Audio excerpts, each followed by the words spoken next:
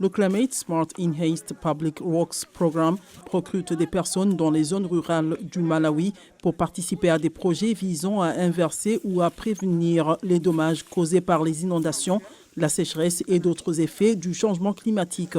Financée par la Banque mondiale, cette initiative de 128 millions de dollars a permis d'établir des pépinières pour la régénération des forêts et de construire des rigoles et des baissières pour contrôler l'érosion des sols. Lorsque nous procédons à la régénération naturelle des arbres, nous savons que nous aurons de bonnes pluies lorsqu'il y a des inondations. Nous faisons la récupération des ravines et toutes les autres choses. Nous réduisons le ruissellement de l'eau des montagnes qui arrive dans les rivières. Le district de Karonga est l'une des régions du nord du Malawi les plus durement touchées par les chocs climatiques. Ici, le programme Climate Smart a vu ses participants passer de 13 000 au début en 2022 à plus de 16 000 aujourd'hui. L'augmentation du nombre de participants permet d'espérer de meilleurs résultats dans les communautés dont les cultures ont été inondées depuis longtemps. Selon un rapport gouvernemental, environ 5,7 millions des 22 millions d'habitants du Malawi souffriront de la faim pendant la période soudure qui s'étend d'octobre à mars. En plus de répondre au choc climatique, le programme fournit aux participants un salaire d'environ 28 $ par mois.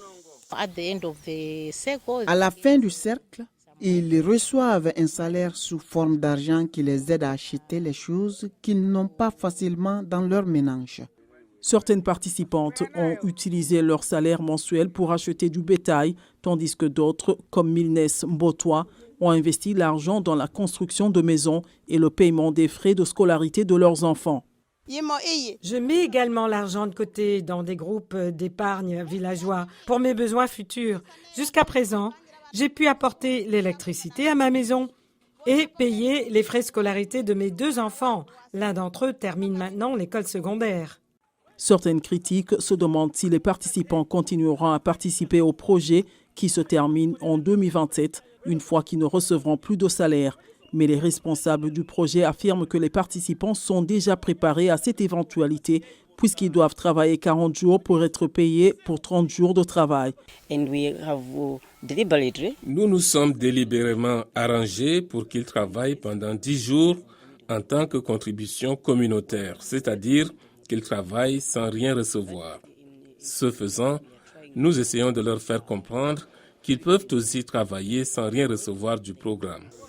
En attendant, les villageois disent que leur principal défi est d'avoir trop peu de personnes pour effectuer le travail qui, selon eux, nécessite plus de personnes pour obtenir des résultats immédiats, un problème que les responsables de la mise en œuvre du projet disent envisager d'aborder.